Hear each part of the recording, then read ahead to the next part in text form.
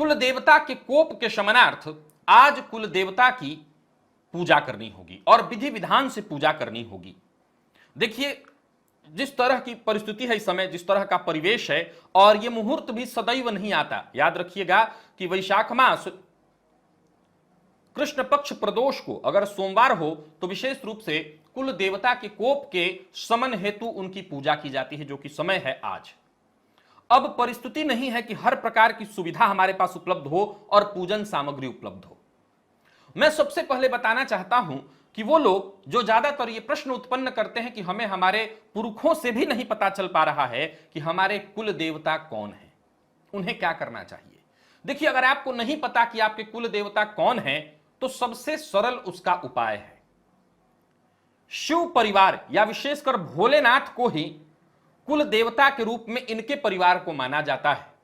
अलग अलग जगहों पर अलग अलग लोगों के अलग कुल देवता होते हैं, लेकिन जिनको अपने कुल देवता का पता न हो वो या तो भोलेनाथ, लेकिन सबसे ज्यादा श्रेष्ठ कहा गया हनुमान जी को अपने कुल देवता को मानकर और उन्हीं को अपने कुल देवता के रूप में उनकी आराधना की जानी चाहिए, क्योंकि हर काल में ये उपस्थित थे और इस काल में भी हैं, अमर हैं।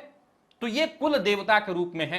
कुल के देवता जो हमारे कुल में सदैव से पूजे जाते आ रहे हों पीढ़ी दर पीढ़ी, तो हनुमान जी पीढ़ी दर पीढ़ी ही नहीं वरन युग दर युग सदैव से हैं, उनकी आराधना होनी चाहिए। तो आप या तो शिव जी की अथवा हनुमान जी की कुल देवता के रूप में पूजा कर सकते हैं। अब आज ही पूजा करनी है आपके पास, चूंकि इनके पूजन में कुछ सामग्रियां विशेष लगती हैं, जैसे पकवान इत्यादि का बनाना, बतासे इत्यादि प्रयोग में लगते हैं, चना इत्यादि भिगोया चना प्रयोग में आता है। तो जो चीजें आपके पास उपलब्ध हों वो ले लीजिए, और नहीं है तो सबसे बड़ी चीज जो आपसे कोई नहीं छीन सकता, वो चाहे कैसा भी लॉकडाउन हो, ये चीज आपके पास सदैव रहती है, और वो है आपकी श्रद्धा।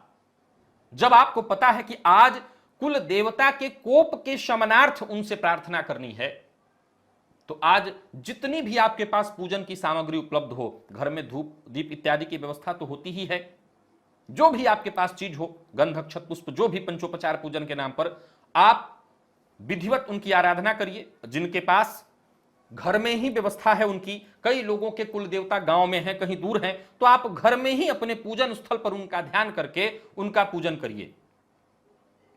और जो लोग नहीं जानते वो हनुमान जी की पूजा करें और अपने कुल देवता के रूप में उनको मानकर उनकी आराधना करिए, उनसे प्रार्थना करिए। और साथ ही साथ यह भी प्रार्थना करिए कि हमें नहीं पता हमारे कुल के देवता कौन हैं, इसलिए मैं आपकी आराधना कर रहा हूं, और जो मेरे कुल के देवता हों, जो अज्ञात हैं, जिनके बारे में मैं नहीं जानता, बस वो भी मेरी इस पूजा से आपके माध्यम से प्रसन्न हों और मेरे ऊपर कृपा करें, ऐसी प्रार्थना करनी चाहिए। वहीं विशेष रूप से हवन की भी व्यवस्था होनी चाहिए कि इनकी पूजा, इनके पूजन के बाद थोड़ा सा हवन करना चाहिए इनके नाम से।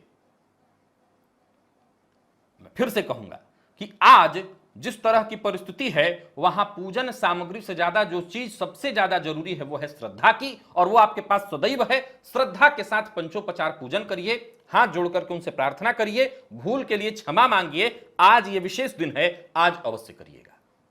अगर वो कुपित हैं मान जाएंगे। कुल देवता जब कृपा करते हैं तो कुल वंश की वृद्धि होती है, कुल का विकास होता है।